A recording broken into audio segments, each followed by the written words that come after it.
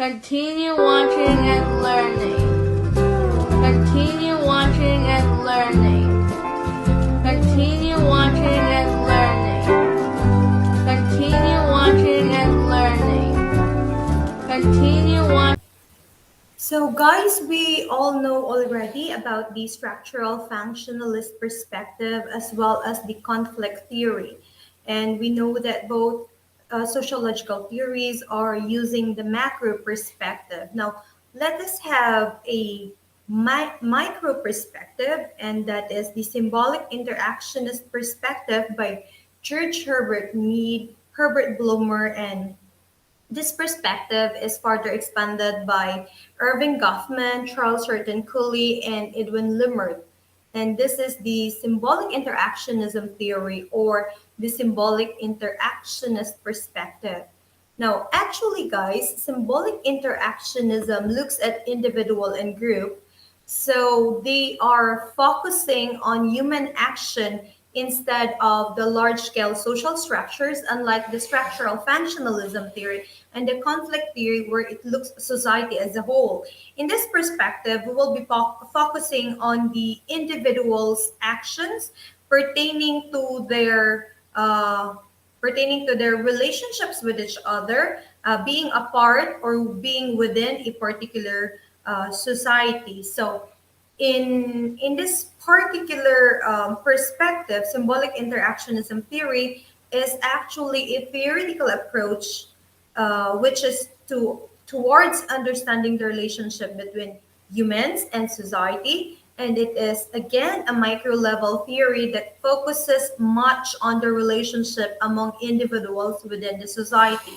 So here, communication is viewed as the exchange of meaning through language and symbol. We know already that a society, as part of the society, in order for us to interact with each other, we use a language. It could be written or unwritten, spoken or unspoken, or we could also use our body language in order to communicate with each other. So, in this particular perspective, communication is viewed as the exchange of meaning through language and symbol, and is believed to be the way in which people make sense of their social worlds.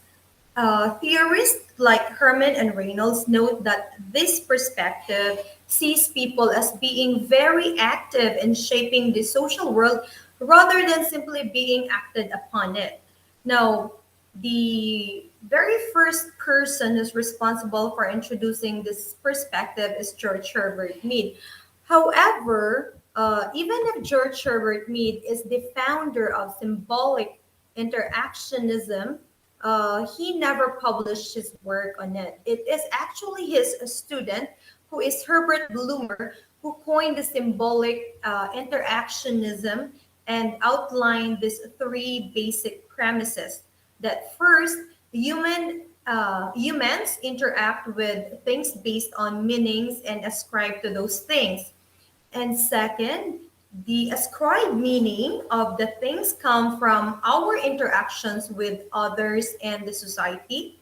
And third, and which is also the last premise, is that the meanings of those things are interpreted by a person when dealing with things in specific circumstances. Okay, so let's say for instance, okay, we as students, we always are accustomed to having books with us because books for us are our primary reference in order for us to learn, or it could be our source of knowledge. And so, if you love books, a symbolic interactionist might propose that you learn that books are good and that books are very important in the interactions that you will have with your classmates or with your instructors, or if not, in your family as well. Let's say you are raised wherein the bedtime stories is the highlight of the night. Okay, so you are raised in a way that bedtime stories will always cultivate your day. So you see, books for you is like holy, it's like sacred, and it's so important. Okay, it is just merely a book, but the way you see it and the way your family gives importance on it is actually what matters, because according to this perspective, humans interact with things based on the meaning that is ascribed to that particular thing, and then the ascribed meaning of that thing comes actually from the interactions that you have with other individuals within your society. And the meanings of the things are actually interpreted when you are dealing with this thing in a very specific circumstance. Okay, so the example that I've given you is that we as students, we love books, we value books. Why is it? Because for us, books is a very good source of knowledge, and it is very important also in helping us having the grades that we would want to have at the end of the semester. Okay, but of course, we have to set aside books as of the moment, because we already have the BSUEE and of course our GC for that. Okay, so um, social scientists, guys, so who apply the symbolic interactionist thinking, look for patterns actually.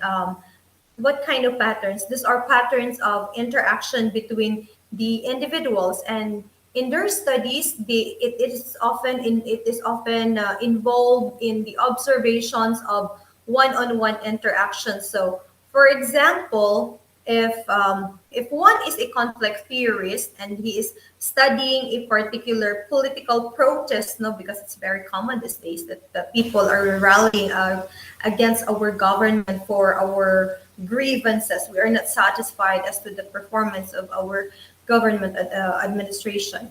So let's say, for instance, there is this group of individuals rallying, they're protesting. Okay, if you are a conflict theorist, you will focus on the class difference. But if you are a symbolic interactionist, then you would be more interested in how individuals in the protesting groups interact, as well as you will be much interested on the signs and the symbols that the protesters use to communicate their message. Okay, so in interactionist perspective, guys, the focus is on the importance of symbols, which is, of course, um, symbols in building a society, which of course leads Mr. Irvin Goffman, another sociologist, to develop a technique which is called dramaturgical analysis. No, according to Irvin Goffman, he said that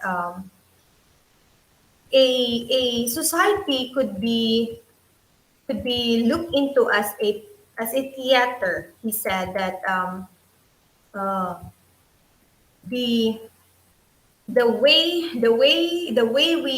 we interact with each other, it's like we are portraying a particular role in a drama. Okay, so that is according to Irvin Goffman. He said, as an analogy for social interaction, and recognize that people's interactions showed patterns of cultural scripts, because it can be unclear also what part a person may play in a given situation. He or she has to improvise his or her role as the situation unfolds. So that is dramaturgical analysis according to Irvin Goffman. It is actually the idea that people's day-to-day lives can be understood as a resemblance, or in a resembling performers of action in a theater stage. So as we present in various situations, we are much like actors putting on a performance for our audience. And according to Irvin Goffman, our life is a series of performances. So here are these two important key components or ideas based on his dramaturgical analysis. he has this presentation of the self, and he also has this uh, impressions, okay, impressions of the self. Okay, so when we say presentation of the self, according to Irvin Goffman's dramaturgical analysis, he said that when when when a person puts an effort to create a specific impressions in the minds of others, that is already a presentation of the self. Okay, let us have an example. Or let us put it this way. I know for a fact that we have to present different kinds of behaviors. Okay, it depends as to who are the person we are interacting with, and it also depends on where we are at that particular moment. Okay, so it's like this: do you actually act differently in front of your professors than your best friends? And the answer is yes, right? So, do you also act differently when you are with your parents compared to your siblings? And the answer is actually yes. So, let us have the social media. What about your posts in on Facebook, in Instagram, in your Twitter account? Okay, according to Goffman, we put a different performance based on who our audience is. So our behavior actually, or the way we act, is based on the people whom we are interacting with. So that is according to dramaturgical analysis of Irving Goffman, particularly the key concept of presentation of the self, because the presentation of the self is actually a person's effort again to create a specific impressions in the minds of others. That is why we always put beautiful pictures in our social medias, right?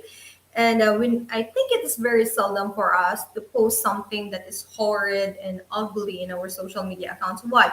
Because we have this presentation of the self, and that is to create a very specific impression in the minds of others. So this process is sometimes called the impression management. So that is the second concept or key idea in dramaturgical analysis of Irving Goffman. He said that impression management begins with the performance when we carry ourselves in our day-to-day activities. Actually, our performances might include on the way we dress, actually, and then if it is on the theater, we consider it as our costume, and the objects that we carry, okay, the things that we carry with us, that could be considered as a props when referring to a theater, and our tone and our voice, including our gestures, according to him, is part of the impression management. So in Goffman's theory, okay, the central to Goffman's theory is the notion of impression management, because according to him, all social situations with two or more people involved in attempting to persuade others of your definition of the self. So to put it very clear, let's have an example. Okay. Assuming that uh, you are you would be having your 18th birthday, or for the male it would be the 21st birthday, and it's a big event of our lives, right? So assuming that your parents would like to buy you a present, and they know that you would love to have a car, a brand new car for yourself. So the salesperson, without knowing that it is actually a gift, okay, to be bought, I mean, a gift which is, of course, to be given to you. The salesperson would try to attempt to convince your dad that he needs this particular pricier vehicle, or he needs to buy this more expensive car as compared to the others that are being displayed there, because the salesperson would then say or persuade your dad that you deserve this very expensive or luxurious car because you are a deserving person. You work so hard, and so your father might also analyze the situation or the impression that is being given to him by the salesman who is actually just trying to sell him big time. So your father would think, yeah, I think my son deserves this expensive car because he is actually working and studying so hard. Even if he is working as a part-time in Jollibee or in McDonald's, he still managed to be the valedictorian of his class. So I think my son really deserves this kind of gift from me because I never paid a single cent on his tuition. And he saves for his allowance. He works for it. He never asked a penny from me. Wow, a very good son indeed, right? So the father is really thinking, but come this moment that the father would then analyze, okay, if I will be able to buy this car, okay, the added perks actually of the luxurious car is also the expensive maintenance of it. Okay, so you have to consider a lot, okay, particularly the financial considerations. Okay, so it becomes a struggle over who is more convincing on that particular circumstance. It could be that the salesman really did his job selling to your dad the very expensive car, okay, because according to him, this is so deserving. Because for a person who works so hard, then the person should deserve this luxurious car. But then your father thinks that, yeah, that is true. My son really did work so hard, and I think he really deserved this luxurious car. But the thing is that I have some financial considerations to consider because later on, when this particular car, maybe not now, but sooner than later, this might be needing some maintenance expenses. So your father will then consider the financial aspects of that one. So it actually becomes a struggle over who is more convincing on their definition of that particular situation. So that is the impression management and the presentation of the self based on the dramaturgical analysis of Irvin Goffman under the perspective of symbolic interactionism theory. Okay, so there is this another theory also under the symbolic interactionist perspective, and that is the looking glass self theory, and this is by George Horton Cooley. So, according to George Horton Cooley, with the neurological evidence, which is based on the EGGs rather, okay, the idea that humans have actually a social brain. Okay, George Horton Cooley says that humans have this social brain, and how did George Horton Cooley come with this idea that human has this social brain? This is actually based on the neurological evidences, okay, which is based on the EEG. Okay, so when George Horton Coley was looking at the neurological aspects of our brain based on the EEGs, he found out that human brains really have this particular part, which is the social brain, meaning that there are actually components of the human brain that governs our social interactions. So these parts of the brain, according to George Horton Cooley, begin developing in the early childhood or even during the preschool years, and it aids humans actually in understanding how people think. Okay, so in this symbolic interactionism, this is known as the reflective appraisals or the looking glass self theory, and it refers to our ability to think about how people will think of us. Okay, so I hope you were able to follow in this particular symbolic interactionist perspective. This is actually known as the reflected appraisals or the looking glass self theory which refers to our ability to think about how others will think of us. Okay, that is according to Charles Horton Cooley, who developed the social psychological concept of this looking glass self. The term was actually first used in his work, Human Nature and the Social Order. And in this particular concept, there are three main components of the looking glass self. So, first, according to Charles Horton Cooley in the looking glass self perspective, we imagine how we must appear to others. So it is in our social brain that we think as we care so much as to how we must appear to the other individuals in our society. And second is that we imagine the judgment of our appearance. And third is that um, we develop ourselves through the judgment of others. So, Cooley actually clarified this concept in his writing, wherein he he states that this society is an interweaving and interworking of mental selves. Okay. Again, how did Cooley explain this particular components of the looking glass self theory? Cooley clarified this concept in his writing, stating that society is an interweaving and interworking of mental selves. Hence, in hypothesizing the framework for the looking glass self theory, Cooley said that the mind is mental because the human mind is social. Do you follow?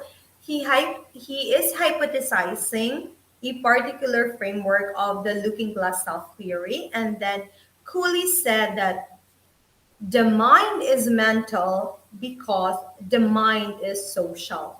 Okay, so it actually combines the mind as mental and at the same time social, because according to Charles Horton Cooley, as children or human beings begin to define themselves with the context of their socializations, the child learns that the symbol of his of her crying, for example, will elicit a response from his or her parents.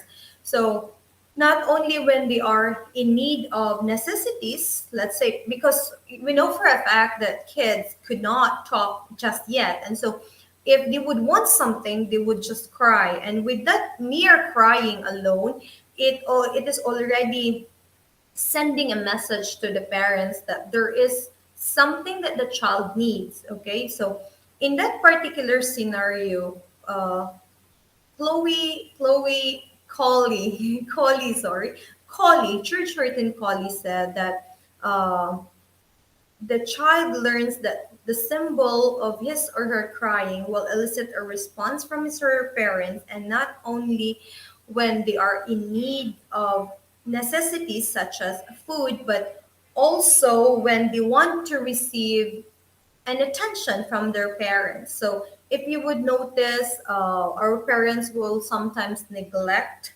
our younger siblings when they cry, and then our parents would just say, "Oh, they're just looking for some attention. They are okay. They don't need anything." So I think George Horton Cooley's explanation is quite exact in that particular case. Okay.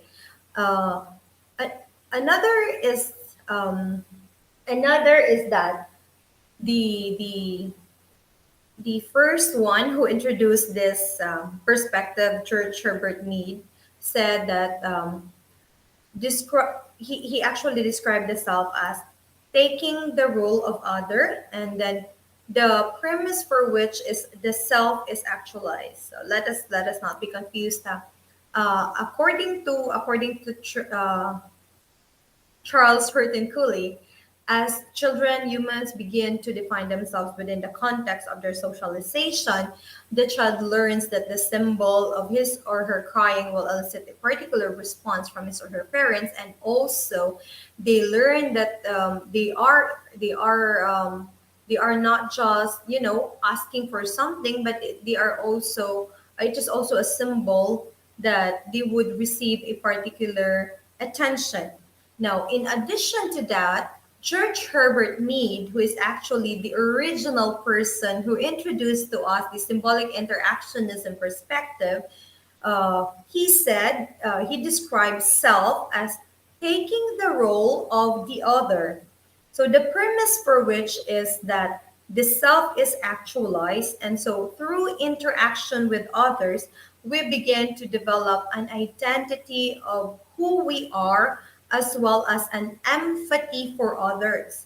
So this is actually the notion of do unto others as you would want others to unto you. So in respect to this particular phrase that do unto others, in which you would want others do unto you, George Horton Cooley said that the thing that moves us to pride or shame is not mere mechanical reflection of ourselves, but an imputed sentiment, okay? The imagined effect of this reflection upon another's mind. So please let me rephrase that one. The notion of do unto others as you would want others do unto you is actually being practiced by us, not just in our society, but it is also among or within the other society as well. So George Cooley added on this one or elaborated on this one, and then he said that the thing that moves us to pride or shame is what is not the mere mechanical reflection of ourselves, but an imputed sentiment, according to him, the imagined effect of this reflection upon another's mind. So it should be noted that symbolic interactionists advocate a particular methodology because they see meaning as fundamental component of the interaction of human and society.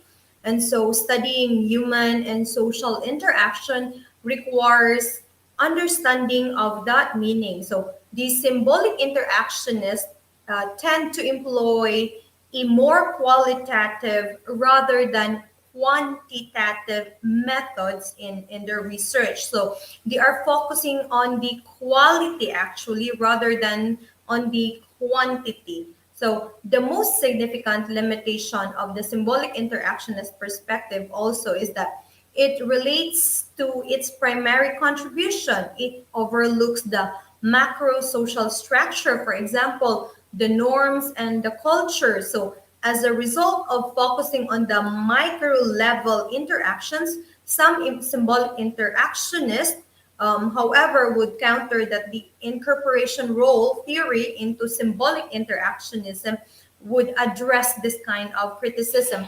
But then again, because we are so focused on the micro level, the symbolic interactionist perspective has failed to provide a particular how would I say the word, a particular explanation as to the reaction or the not sorry not the word that exactly would fit the particular effect or impact of the person's manner or behavior. How would it impact to the society as a whole? So that is one of the lapses or the shortcomings of the symbolic interactionism perspective. So let us just be very clear, guys, huh? Okay. Let me clarify this one, that in the dramaturgical analysis, the emphasis is that we, okay, or our self is is like in a particular drama. Okay, we are in a theater. The theater is the society, and then we are actors actually. And so our way of behaviors, our manners of interacting with other individuals is quite playing a particular role. Okay, and then the way we wear our clothes, okay, that is actually considered as our costume if we are in a theater. And the way we talk, the way we converse, and the things that we used actually is part of the props. And then we have the setup, okay, the setup of the theater. But in a real scenario of a society, that is actually our particular environment. And so we are actors. We present ourselves in a way that we want to establish a particular impression of ourselves, and that our behavior would vary as to who we are interacting with, because that particular person whom we are interacting with, we might want to establish a good impression, and so we behave in a very special, very particular, if not perfect manner.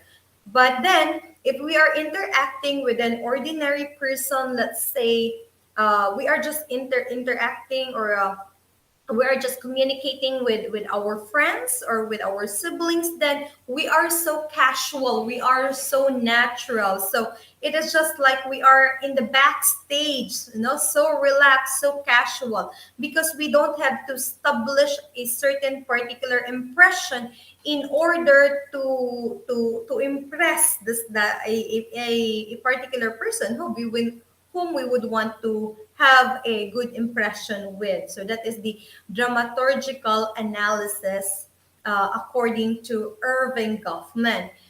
The difference in the looking glass self theory is that, according to Charles Horton Cooley, let me go back to these three important components, according to Charles Horton Cooley, so that it will be very clear to us, and we will be able to distinctively identify this theory from each other. According to Charles Horton Cooley, in the looking glass self theory, which is also known as the reflective appraisals, there are three components. And first is that we imagine how we must appear to others. And then we also imagine the judgment of that appearance. And lastly, we develop our strength through the judgment of others. Okay, so in this particular perspective of Charles Horton Cooley, it is very important for us that we have to consider how others think of us. Okay, so we are so conscious, we are so concerned as to how others sees us. And so we can relate to that one in the dramaturgical analysis. We would then present ourselves in a very nice manner. We will have this impression management, because we would want to appear as good as possible to others. And second is we imagine the judgment of that appearance. So we are always thinking that, oh, what would others might think of me? Oh, did I say it correctly? Did I behave in that particular manner in which I would not offend them? Or did I present myself well? So we are definitely so paranoid, no, when it comes to the go on the impression that we established ourselves towards others. And then lastly, we develop our strength and through the judgment of others. Okay, so if others would say that, oh, this guy is perfect, he's really good, he is so gentleman, and he dressed in a very fine way, so this person is really really really good. Okay, guys, and we then established a very good strength in ourselves based on that judgment. Okay, so That is the perspective of Charles Horton Cooley as according to the self. But guys, mind you, let us just be very clear that if we put too much concern as to how others sees us, then we might forget our real self in the process.